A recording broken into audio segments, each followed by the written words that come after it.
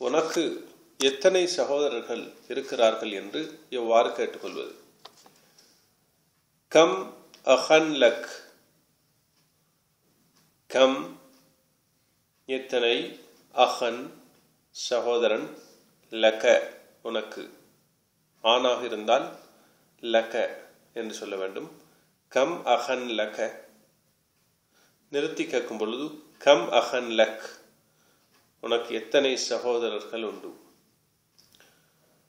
பெண்ணை பார்த்து கேட்கும் பொழுது கம் அஹன் லக்கி, கி என்று கடைசி எழுத்து மாறும்.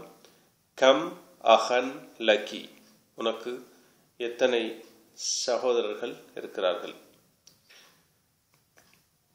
நிறுத்தும் பொழுது ஒரு ஆணை பார்த்து கேட்டாலும் பெண்ணை பார்த்து கேட்டாலும் ஒரே விதமாகத்தான் கேள்வி அமையும்.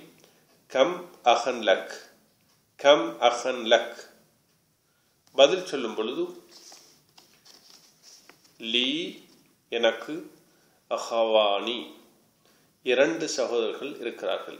லீ அஹவானி. வேகமாக சொல்லும் பொழுது லீ அஹவான், எனக்கு இரு சகோதரர்கள் இருக்கின்றனர்.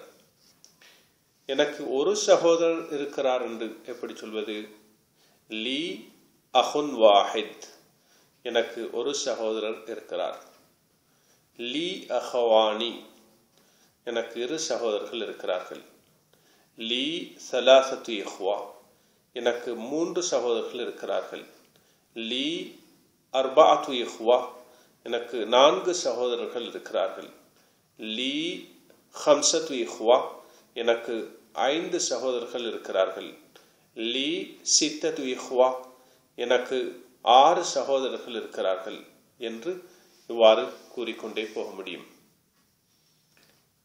மீண்டும் ஒரு முறை. கம் அஹன் லக், லீ அஹ்வான்.